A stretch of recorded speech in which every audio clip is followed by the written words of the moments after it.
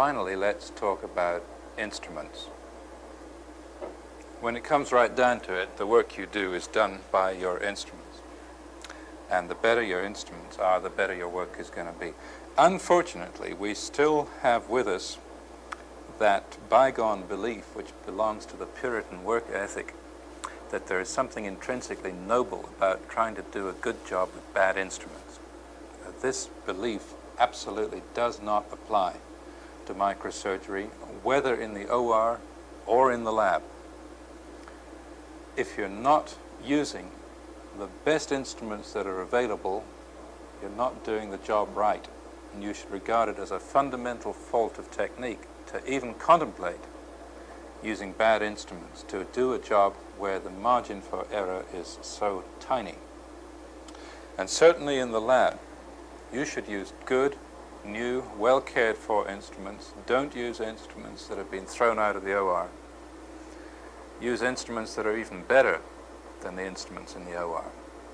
If somebody's in the OR and says, oh, this is bent, send it to the lab, the only good teaching value that can be made of that instrument is to put it in the hands of an expert and get him to demonstrate how good work can be done with it. But apart from that, the only thing to do with a bent instrument is to dismember it limb from limb and make sure that it never gets back into the hands of a surgeon, particularly not in the lab. I think the concept that second-rate equipment is good enough for the lab is an absolute insult both to the lab in general and to our surgical trainees. Now here in this lab, if you even think there's something even slightly wrong with one of your instruments, if you even think there might be, we expect you to comment on it.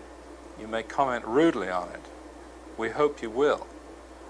I would hate for any of you to waste any of your time working with an instrument that's even a little bit bent or a little bit out of whack, because we do aim to have the best possible instruments here for you to use.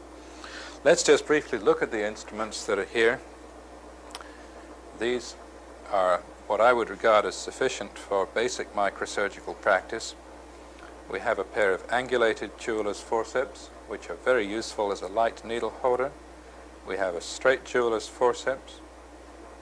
We have a vessel dilator, which is a special purpose instrument that we'll come to later in this series of tapes. We have two pairs of scissors, a curved round-pointed dissecting scissors and a straight sharp-pointed adventitious scissors. We have a little clamp applicator forceps which goes with this double clamp, of which we'll see plenty more at a later stage. And for our initial access and exposure, we have a scalpel, a pair of toothed ophthalmic forceps, and a pair of ring-handled scissors. Lastly, but not least, a little piece of blue plastic background material completes our instrument set. These instruments live on a foam rubber pad, and unless they're in your hand, they should be back on that pad. When it comes time to clean them, they should be picked up one at a time and put in the cleaning bath. We'll talk about instrument cleaning in just a little while. I'd like to turn to the other camera. I'd like to say a few general words about instruments, not in the lab, but in general. If you're going to do any amount of microsurgical work, it becomes essential for you to have your own instrument set. It needn't be a very grand instrument set. They needn't be very expensive, but they must be yours, and they must be only yours, and they must be well cared for. And here are a few general thoughts on that. Before you get any instruments, you need to get a case to put them in. A case such as this one, which has a lid that's ventilated and which has inside it a rack with a space for each instrument. The instruments can stay safely in that rack, and in that rack they do indeed live. They live in that rack when they're in storage. They live in that rack when they're being autoclaved. They stay in that rack when they're brought to the operation and they're put on a Mayo stand beside you. And they only come out of that rack when you're good and ready to use them. As soon as you've finished using them, they go back in there, whether clean or dirty, and they stay in it till it's time to clean them. Now, if you make that an absolute rule, you'll hold on to your micro instruments and keep them in good shape for a remarkably long time, because they don't get damaged while they're in your hand. They get damaged when they're on the way to the operation and when they're on their way from the operation. And especially they get damaged at cleaning time. Micro instruments should never be mixed up with any other instruments at any time, especially not at cleaning time.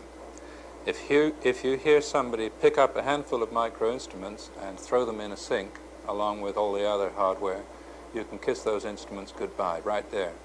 Because you see, to mortally damage a pair of jeweller's forceps, it's only necessary to drop them on a hard surface from the height of about an inch. If I did that on a hard surface with the tip of this jeweller's forceps, I would deform the tip by at least 1/1000th of an inch, which is a large deformity. It is a large deformity because these forceps have to handle 10-0 nylon, and 10-0 nylon is 1/1000th of an inch in diameter. You bang up your instruments by 1/1000th of an inch, you may as well throw them away. Now this begins to sound awfully threatening. How in the world can you protect your instruments from such even minor abuse? Firstly, as I say, by keeping them in a tray. Secondly, by making it a rule to everyone who handles them that their tips will never touch another hard metal object. Never, never any other hard metal object. This includes the tips of other instruments. So that dictates to you some simple rules, such as the fact that you will always pick them up one at a time and put them where they've got to be. You won't ever pick them up in a handful and throw them anywhere. When it comes time to clean the instruments, take them one at a time and put them in a bath of hemolytic enzyme detergent and leave them there for 10 minutes for all the blood to soften. Then take them out and rinse them in plain water and dry them either with a cloth or in the air, and then put them back in their rack. And when they're good and dry, you can put the top back on that box and put them away for storage. Don't put them away wet, because high quality instrument steel, although it's stainless, it's only fairly stainless. There are degrees of stainlessness, and it will rust if you put them in a closed box still moist. Another point, when it's time to autoclave the instruments, autoclave them and then use them. Don't do what's done in some ORs, autoclave them days ahead of time and then leave them wrapped in a towel on a shelf, because likely there'll be some dampness trapped in there, either in the case or in the towel, and that'll make them rusty. Another point of detail which can become a major hazard is the matter of magnetization. All high-quality instrument steel is magnetizable. There's no getting away from it. Magnetism arises partly from being in contact with other magnetic objects, and partly from trauma of a direct nature. If you put your instruments down on a piece of electrical equipment that has a transformer or a motor in it, there's a danger they'll get magnetized. Sutures likewise. If you put your instrument or your sutures down on a metal shelf which has previously had something magnetic on it, they're liable to get magnetized. And the first thing you'll know about it is when you sit down and try to do a job of work and you find the needle is either running away from your instrument or vigorously adhering to it. The cure for this, there's no absolute means of preventing it from happening in a normal OR, but the cure for it is to have a simple demagnetizing coil such as this one. Place the instrument inside the coil, turn on the current, and slowly but slowly withdraw the instrument until it's 2 feet away, and then turn off the current. It's a very easy thing to do. It's a very easy thing to buy, and it's really a very small problem once you have the means of cure at hand. Well, that completes what I have to say about the basic preconditions of microsurgical work.